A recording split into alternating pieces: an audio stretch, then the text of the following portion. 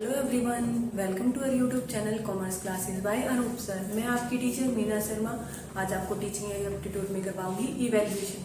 हमने इवैल्यूएशन के पहले क्या किया था, इवैल्यूएशन का मीनिंग किया था, उसके कितने टाइप्स होते हैं और इवैल्यूएशन और असेसमेंट में क्या डिफरेंस होता है। उसका एक और टॉपिक है चॉइस बेस्ड क्रेडिट सिस्टम, जिसको हम बोलते हैं शॉर्ट फॉर्म में CBCS। ये इसका क्या होता है, इंपॉर्टेंस क्या होती है, क्यों ये सिस्टम अपनाया गया, क्या इसका मीनिंग होता है, कितने टाइप के कोर्स वगैरह होते हैं, तो ये सब हम इसमें डिस्कस करेंगे। सबसे पहले देखते हैं हम चॉइस बेस्ड क्रेडिट सिस्टम का मीनिंग क्या होता है। ठीक है, चॉइस बेस्ड क्रेडिट सिस्टम को हम क्या बोलेंगे, CBCS। CBCS it provide an opportunity for the student. ये स्टूडेंट्स को अपॉर्चुनिटी प्रोवाइड करवाता है to choose for prescribed course, कि जो भी हमारे प्रिस्क्राइब्ड यानी कि जो गिवन कोर्सेज होते हैं उनमें से चॉइस प्रोवाइड करवाता है स्टूडेंट्स को।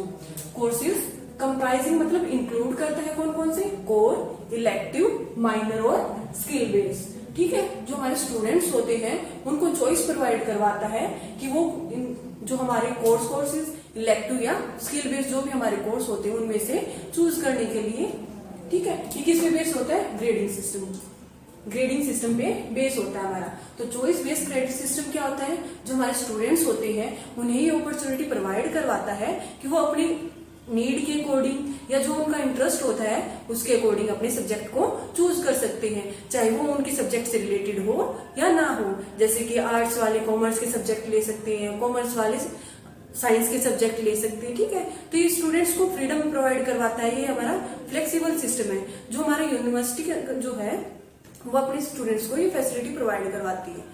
ठीक है, तो हमारा चॉइस बेस्ड क्रेडिट सिस्टम क्या है, एक न्यू सिस्टम है। जो हमारा ट्रेडिशनल सिस्टम होता था उसमें क्या होता था, हमारे मार्क्स पे बेस पे होता था, और जो हमारा न्यू सिस्टम है चॉइस बेस्ड क्रेडिट सिस्टम, ये किस पे बेस है, ग्रेडिंग के बेस पे। इसमें आपके मार्क्स को नहीं देखा जाता, स्टूडेंट्स को मार्क्स को हम क्या करते हैं, ग्रेड में कन्वर्ट करते हैं, उसके बाद उन्हें ग्रेडिंग सिस्टम के थ्रू असेसमेंट किया जाता है। ठीक है, तो ये क्या होता है, हमारा जो हमारी यूनिवर्सिटीज होती है, जो हायर एजुकेशन इंस्टीट्यूशंस हैं, उनके लिए जरूरी हो गया कि वो कंपल्सरी हो गया उनके लिए कि वो अपना एक यूनिफॉर्म ग्रेडिंग सिस्टम लेके आए।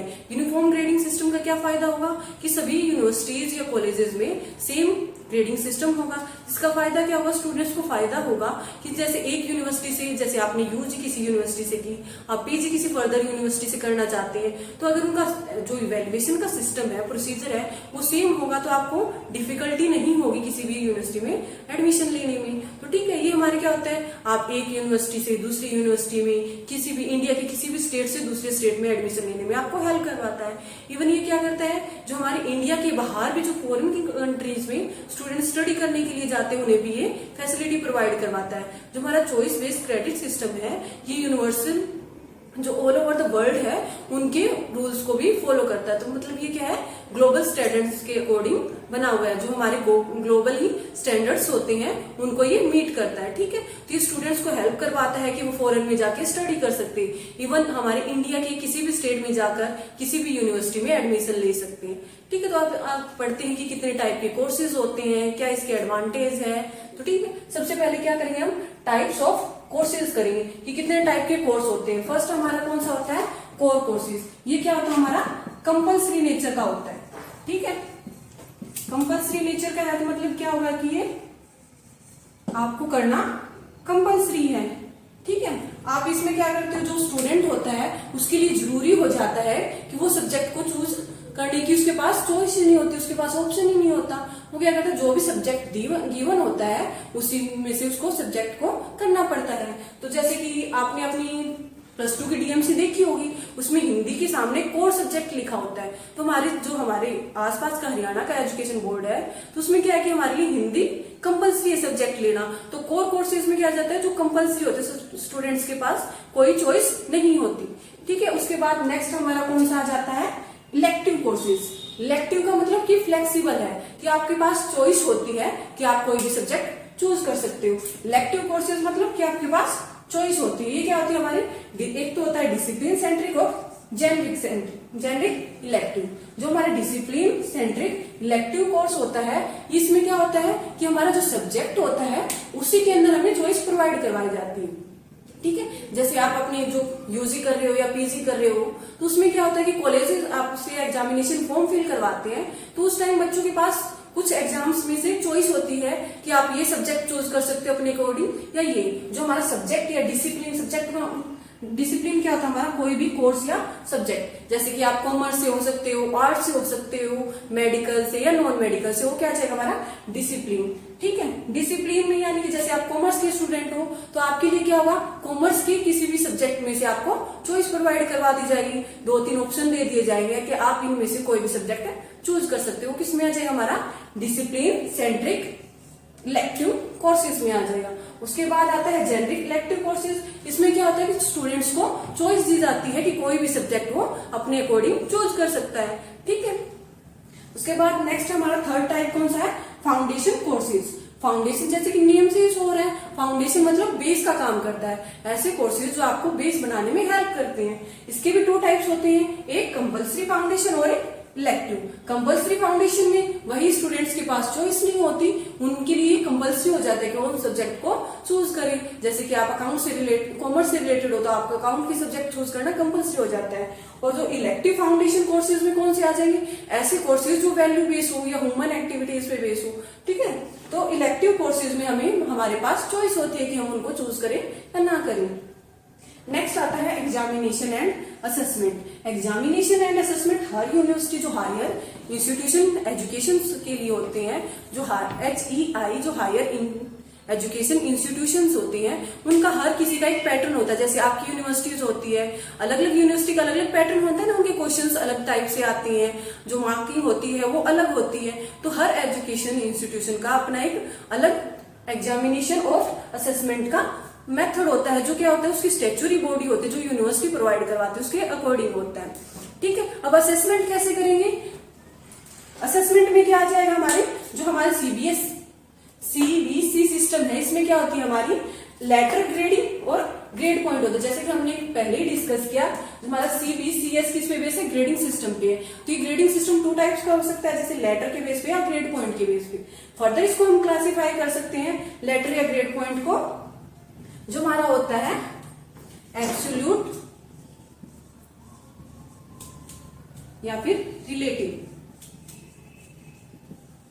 ठीक है, एब्सोल्यूट ग्रेडिंग सिस्टम में क्या होता है, जो हमारा इंडिविजुअल स्टूडेंट होते हैं उसी के मार्क्स को हम सभी सब्जेक्ट के बेस पे निकालते हैं, यानी कि एक इंडिविजुअल स्टूडेंट्स के बेस पे उसका असेसमेंट किया जाता है। और जबकि रिलेटिव ग्रेडिंग सिस्टम में क्या होता है हमारा, रिलेटिव ग्रेडिंग सिस्टम में होता है कि ओवरऑल जितने भी स्टूडेंट्स होते हैं उस फील्ड से रिलेटेड या कोर्स से रिलेटेड सबका अकॉर्डिंग उसी के बेस पे उनका निकाला जाता है। जैसे कि आप कॉम्पिटिटिव एग्जाम देने जाते हो तो उनकी कट ऑफ या परसेंटेज कैसे डिसाइड होती है, सभी स्टूडेंट्स की परफॉर्मेंस पे बेस होती है ना। ऐसे ही हमारा रिलेटिव ग्रेडिंग सिस्टम होता है, उसमें क्या होता है सभी स्टूडेंट्स के बेस पे हम डिसाइड करते हैं कट ऑफ या परसेंटेज कितनी होगी। ठीक है, उसके बाद आता है fairness in assessment. Fairness in assessment में क्या होता है कि जो हमारा असेसमेंट हो वो फेयर हो, रिलायबल हो, सभी स्टूडेंट उस पर ट्रस्ट कर सके। एक यूनिवर्सिटी से दूसरी यूनिवर्सिटी पे सभी में आप उसको ट्रस्ट कर सकते हो। ठीक है, ये क्या आता है हमारा कि इसमें कोई भी बायसनेस नहीं होनी चाहिए, हमारा असेसमेंट सिस्टम फेयर होना चाहिए। ठीक है, उसमें किसी भी तरह की बायसनेस नहीं होनी चाहिए। तो ये हमारे 3 टाइप का हो जाएगा। एक थ्योरेटिकल कंपोनेंट, थ्योरेटिकल कंपोनेंट में क्या आ जाएगा, जैसे आप अपने एग्जाम देते हो, रिटन एग्जाम देते हो, वो किस में आते हैं हमारे थ्योरेटिकल कंपोनेंट में। तो आप जब एग्जाम देते हो अपने, तो वो क्या होते हैं, आउटसाइडर टीचर आते हैं ना आपके एग्जाम में। जो हमारा एग्जाम सेंटर होता है उसमें क्या होता है, आउटसाइडर टीचर आते हैं, जो सब्जेक्ट आपको टीच कर रहे हो टीचर, वो कभी भी आपके एग्जाम में नहीं आते। तो क्या होता है, वो फेयरनेस लाने के लिए कि बच्चों को आप अपने बच्चों को फेवर ना कर सके। ठीक है, तो हमारे जो क्वेश्चन पेपर वगैरह सेट होते हैं वो बाहर से ही सेट होकर आते हैं। ठीक है, तो ये क्या होते हैं हमारे, इनमें क्या होता है हमारी बाहर से असेसमेंट की जाती है। फर्दर आता है हमारा प्रैक्टिकल कंपोनेंट। प्रैक्टिकल कंपोनेंट जैसे कि आप यूजी हो या पीजी कोई भी कोर्सेज कर रहे होते हो तो उसमें थ्योरेटिकल के साथ कुछ प्रैक्टिकल पार्ट भी आता है। प्रैक्टिकल पार्ट में जैसे कि हमारा वाइवा होता है, या किसी भी टाइप की जो बाहर से एग्जामिनर आते हैं वो आपका वाइवा लेते हैं। तो उसमें क्या होता है, हमारी कॉलेज की तरफ या यूनिवर्सिटी की तरफ से भी होती है और आउटसाइडर यूनिवर्सिटी या कॉलेज की तरफ से भी आते हैं। इससे क्या होता है कि रिलायबल हो जाता है ना कि हमारे जो टीचर होते हैं वो हमारे साथ बायस हो सकते हैं, पर जो एक्सटर्नल एग्जामिनर आता है वो बायस नहीं होता। तो हमारे असेसमेंट में क्या फेयरनेस आ जाती है। उसके बाद प्रोजेक्ट रिपोर्ट, या जैसे कि हम पीएचडी लेवल पे जाते हैं तो वहां पे क्या थीसिस राइटिंग वगैरह करती है ना, तो उसमें क्या हो सकते हैं, उसमें दोनों ही हो सकते हैं, इंटरनल भी आ सकती है जो यूनिवर्सिटी का हो सकता है वो भी आपको एग्जामिन कर सकता है, या एक्सटर्नल भी आ सकती है। ठीक है, उसके बाद हम करेंगे कि क्या क्या फायदे हैं, एडवांटेज क्या क्या है हमारी सीबीसीएस सिस्टम की। करेंगे advantage of choice based credit system. ठीक है, इसकी क्या क्या एडवांटेज होती है। फर्स्ट ये क्या होता है, हमारा स्टूडेंट सेंट्रिक होता है। स्टूडेंट सेंट्रिक मतलब कि हमारा मेन फोकस किस पे होता है, स्टूडेंट पे होता है। स्टूडेंट के पास ये चॉइस होती है कि वो अपने अकॉर्डिंग कोई भी सब्जेक्ट चूज कर सकता है। ये क्या होता है, जो हमारा ट्रेडिशनल मेथड था वो क्या था, टीचर सेंट्रिक था। जो अब हमारा मॉडर्न मेथड है वो क्या होगा, हमारा स्टूडेंट सेंट्रिक होता है। नेक्स्ट हमारी क्या एडवांटेज है, CBCS allow student to choose interdisciplinary and intradisciplinary course. Interdisciplinary course मतलब कि आप, डिसिप्लिनरी का मतलब हमने किया था ना कि कोर्स कोई भी हमारा सब्जेक्ट से रिलेटेड हो सकता है। इंटर का मतलब होता है दो के बीच में, तो हमारा क्या होता है इंटरडिसिप्लिनरी मतलब दो कोर्सेज या दो सब्जेक्ट के बीच में आपको चूज करने का। जैसे कि आप कॉमर्स के स्टूडेंट हो तो आपका आर्ट्स का कोई भी सब्जेक्ट चूज कर सकते हो, आर्ट वाले साइंस का कर सकते हैं। तो इंटरडिसिप्लिनरी में हमें क्या होता है कि हम अपने सब्जेक्ट या कोर्स के अलावा भी कोई भी सब्जेक्ट या चूज कर सकते हैं किसी भी फील्ड से। और इंट्राडिसिप्लिनरी मतलब कि जो हमारा सब्जेक्ट या कोर्स है उसी के किसी भी सब्जेक्ट में हमें चॉइस मिलती है। ठीक है, उसके बाद आता है हमारा बेस्ड ऑन ग्लोबल स्टैंडर्ड। जो हमारा सीबीसीएस सिस्टम है वो ग्लोबल स्टैंडर्ड पे बेस है। अभी मैंने बताया था ना कि कोई भी स्टूडेंट्स चाहे वो इंडिया के अंदर भी किसी भी यूनिवर्सिटी में एडमिशन ले सकता है, इवन क्या फॉरेन में जो India across the Indian border होता है वहां पे भी एडमिशन ले सकता है, किसी भी फॉरेन की यूनिवर्सिटी में जाके एडमिशन ले सकता है। तो क्या होता है, हमारा जो ग्रेडिंग सिस्टम है वो यूनिवर्सल बेस है। ठीक है, ग्लोबल स्टैंडर्ड्स के अकॉर्डिंग है। ठीक है, नेक्स्ट क्या हमारा फ्लेक्सिबल है। जो हमारा सीबीसीएस सिस्टम है ये क्या है, फ्लेक्सिबल। ये स्टूडेंट्स को चॉइस प्रोवाइड करवाता है। अभी बताया कि आप जैसे यूजी किसी भी यूनिवर्सिटी से कर सकते हो, पीजी किसी भी यूनिवर्सिटी कर सकते हो। ठीक है, आप यूनिवर्सिटी चेंज कर सकते हो, तो उसमें भी आपको हेल्प करवाता है। ठीक है, थैंक्स फॉर वॉचिंग। अगर हमारा चैनल आपको अच्छा लगा हो तो कीजिए लाइक, शेयर एंड सब्सक्राइब। कोई भी हमारे टॉपिक से रिलेटेड प्रॉब्लम हो तो आप कमेंट बॉक्स में मेंशन कर सकते हो।